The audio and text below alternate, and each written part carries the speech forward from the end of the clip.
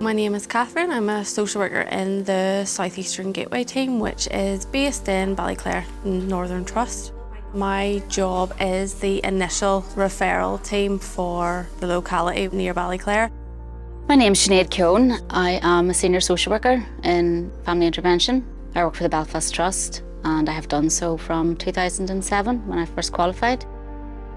My name's Nathan Frill. I'm a senior social work practitioner and I'm based in the family intervention team, and that's in Riverview House in Derry. My name is Danielle Gibson. I'm a senior social worker team leader in the 14+ Leaving and Aftercare service in Newry. I qualified from Queen's University in 2019. I initially started my social work career within the family intervention team, made my way then to education welfare before starting my current post within the 14+ service now as a senior social worker. I'm Aaron. I'm a residential social worker working in a regional secure facility. My main role is supporting the young people who are in the centre. It's a temporary intervention whenever life has become really dangerous and concerning for people that are caring for the young people.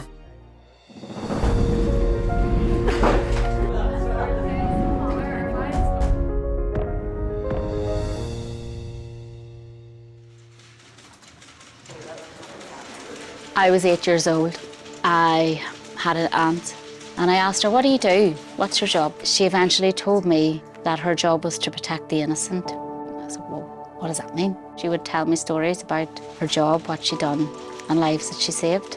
That was me. I was going to be a social worker, and here I am.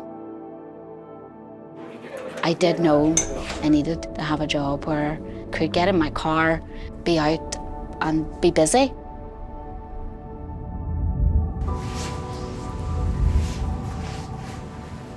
Always had a real interest in helping. I trained with the view of being a teacher. I felt that it wasn't challenging enough or rewarding enough for me. I felt like I needed something where I was leaving work and feeling like I had done some sort of good, or that I made some kind of small impact in other people's lives. There is no typical day in my line of work. I suppose that's why I enjoy it so much, is you don't know how your day is going to pan out. You can plan as best you can, but there's often emergencies or crises that need to be responded to straight away. The nature of our job is that we need to prioritise emergencies. One of the crises came in there when we were filming. Let's go speak to him. This is Nathan. How are you doing?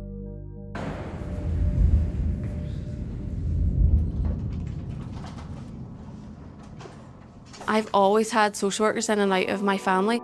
My mum was the foster carer for, I think it was maybe about 10 years, so I've always had social workers in and out of the house. They come in to see the foster child that's in living with us. But a social worker did come in at one stage, chatted to me. That was actually such a nice thing to do, just to sit down and explain it all to me in a 6-year-old language.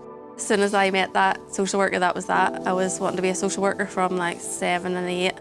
I have about 7 families now, so I will ring them and tell them that they've been allocated a social worker and arrange to meet them, or there's like the immediate sort of concern where we would go out within 24 hours if there's a severe worry. Generally, whenever we're going out, we are the first point of contact. The majority of the time, really, it's first time they've ever seen a social worker, and sometimes the referrals are malicious or anonymous. We can't tell them who made it, and that puts us in a bad foot from the beginning. I got allocated a case that needed initial assessment to be completed, so we had 2 wee kids that live with mum. Just depends on the age of the children, really what way you go about that. Getting a bit of a relationship built up in a quick amount of time and not being scary. Or do you think you could draw a picture with me and mummy can go make a cup of tea? It's really scary for smaller kids if I'm sitting beside them just writing everything down. Chat to them like I'm just a person in their house and not a scary person, and then I'll go into the car and go over everything they've said again, so that when I go back I can actually write it down. 2 little kids were going to see Contact. They were saying to us that they didn't have an Easter bunny. I says, "What do you mean Easter bunny didn't come?" And they said, "We didn't get any Easter eggs, we didn't get any Easter eggs." And I says, "I'm going to have to phone the Easter bunny to find out." Lifted the phone and I rang Cameron. "Hello, is that Ronnie Honey, Easter bunny?" And she just got the cue. The children want to know why they didn't get any Easter eggs. So she says that Ronnie Honey is sometimes a very naughty bunny and sometimes eats the kids' Easter eggs. But she felt really bad this time, so she has purchased them 2 new Easter eggs with a little note from the Easter bunny. So they're coming in today to collect those. Their wee faces, they were just in complete awe, shock. And I think Mum had some really confusing conversations about how the social work boss was speaking to the Easter Bunny. So we had to clarify for Mum what actually the context of that story was. You need to care about the child, and you need to be able to communicate with that child and find the little ways in. It's the Easter Bunny that's important. It's Santa Claus. It's the Tooth Fairy. If you spend the time talking to that child and building that relationship and building that rapport with them, that's the only way you're going to ever be able to talk to them, for them to ever feel safe to come and tell you the hard stuff. We're dealing with some of the most difficult circumstances that you will find children living in. People hear family intervention and they automatically think, her job, she removes children. There's a misconception, and sometimes families think that's what we want to do. That is not my aim. When you get to that point of having to remove a child, for me, I've lost, because our aim is to keep families together and keep children at home safe. You're all very welcome to our sketch group, and for people who want to know what sketch is about, it's a group of care experienced young people who work very closely with ourselves in the Southern Trust in terms of sharing their experience, but most importantly sharing their ideas with regards to services that we seek to provide and seek to develop.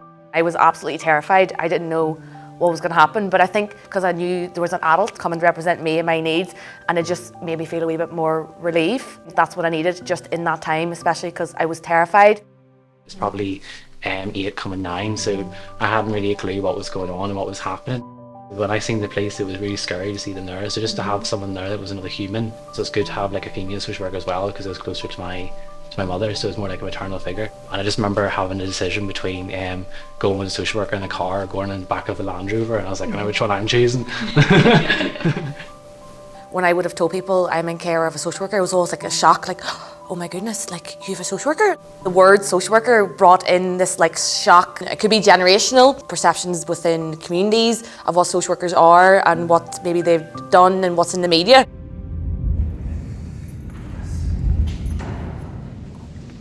A secure facility it's a unique environment. It's the only one in Northern Ireland for young people that have experienced a lot of trauma and adversity. Things have got so dangerous in the community that the court has decided that their liberty needs restricted on grounds of safety.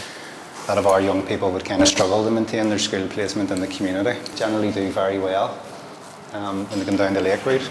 So we'll go and see who's about. And I'll let there's a young person just go into a wee meeting there. That's him now. I suppose part of the challenge is helping them feel kind of empowered over their sort of situation and valued. It can be difficult, but it can be done. We've got a teenager who has nowhere to live, is refusing to live with a relative who lives about 2 hours away. There's obviously difficulties going on in the background with alcohol misuse and loss. Going in there and acknowledging that is well important for a teenager, and to hear them that, kiddo, I know where you're coming from. I can see how much of an impact that's having on you. You're trying to promote a relationship-based practice. That's throughout. It's not just with your colleagues, it's with your clients as well and professionals you're working with. She is really, really struggling at the minute and accepting that the only option available at the minute is to stay with a relative who lives far away. A lot of emotions, so you can tell why I need a cup of caffeine.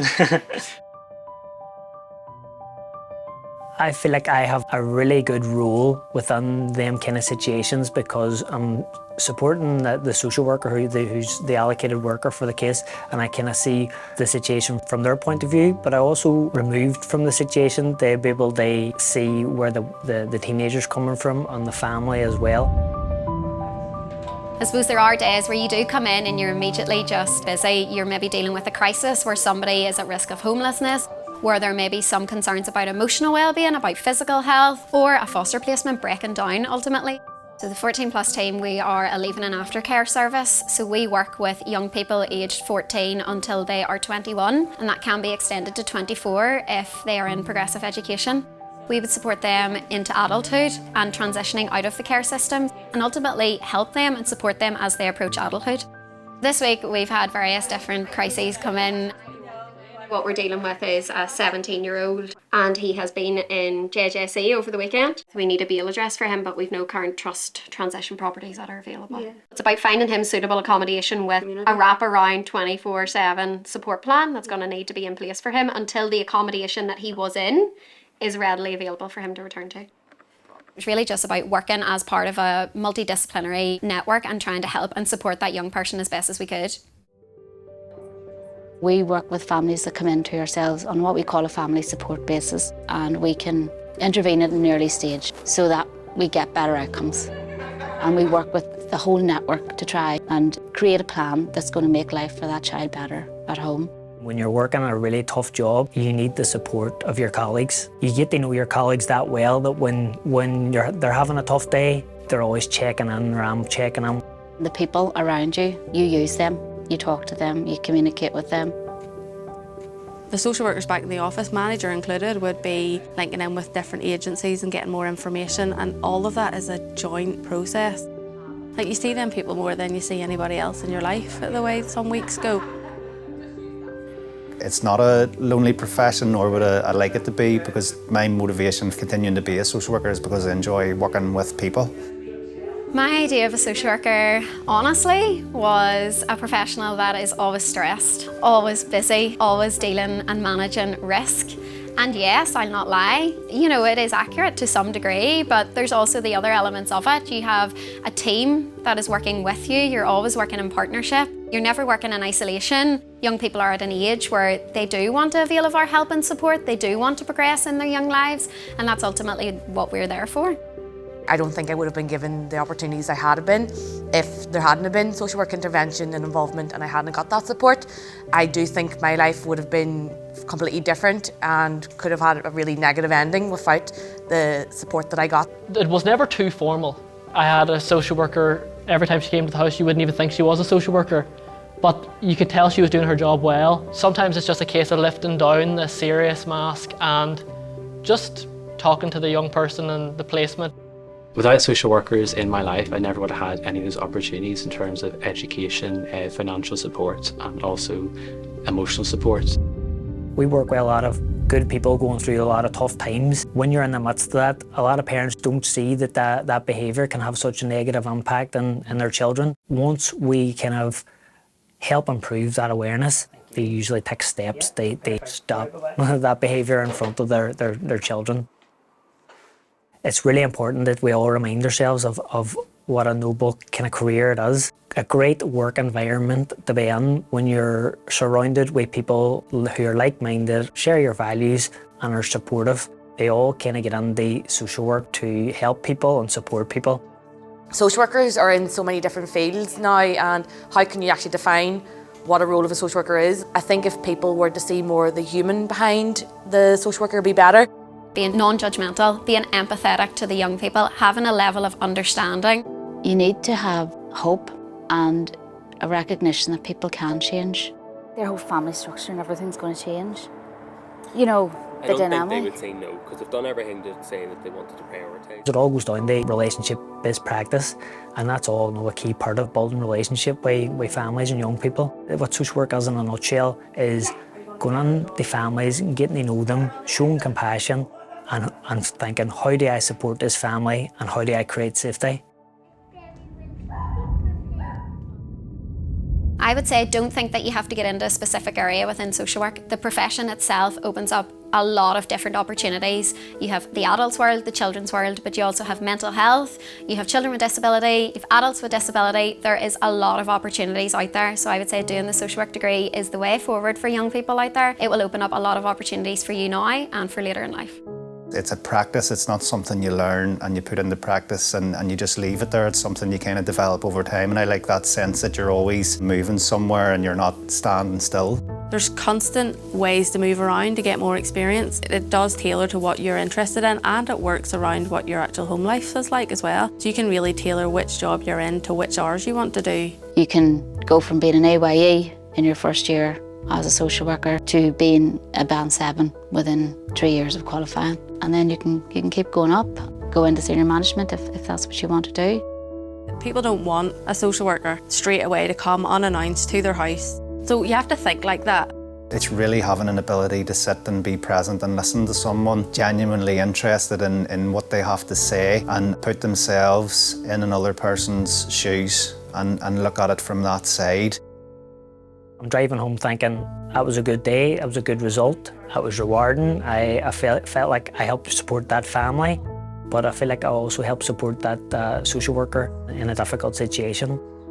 As you progress through your journey and you learn new ways to kind of manage your stress, it becomes slightly easier to be able to switch off, if you like. It's not something that comes easy for a lot of people, including myself, because social work involves being very reflective and critically reflective. But if you're being overly critical and too reflective, then it can be very difficult to switch off. You have to look after yourself. You have to learn to find a balance. The car drive home is where you transition from your day, you debrief, you close that door behind you, and you've left your day behind.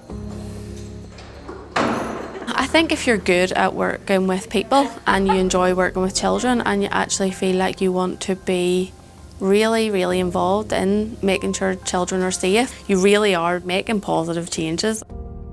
It can be quite fulfilling in that the work that you do and the plans that you're part of and the discussions and all the many meetings really impacts what happens next for that child or young person, and you reflect on that, you reflect on their journey, you reflect on the progress they made, and you kind of evaluate what your role in that was. And that's the thing that's pleasing, and they move on and things get better for them. That's the thing that keeps you motivated, because soon enough you have another young person, another family, another set of circumstances to really kind of get your head around and try and navigate again, and that's the challenge for it. There is a lot of stigma around social work, and I think social workers need to get a wee bit better at challenging that stigma and being proud of their profession, because it is a really good job, it's really rewarding. I drive home at the end of a day and I reflect and I say, yeah, that was a difficult day, but I helped someone today and I was able to support them in what they felt they needed at that time, and if I'm able to do that every day of my life, then I'm happy. My ultimate goal is to safeguard children. I want my people to see me, a human being, who genuinely wants the best for them and for their family. There is no ulterior motive other than to try and support the families that I work with to achieve change and to have better outcomes. That is it. This might sound cringy, but I am so proud to be able to say that I'm a senior social worker. I do the job because I love the job. Every single child that I have worked with and that we have been able to improve their lives, I know every single one of them. I could name them off to you now, and for me that is why I do social work. That's what's kept me in social work. And you know what, I'd be a liar if I says it wasn't challenging, but definitely rewarding. When you're driving home thinking, I made a difference.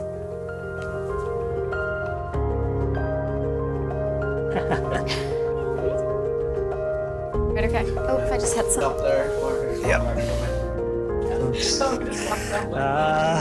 I'm going up breaking this. I'm surprised it made it through the last time. That is a Monday and a half.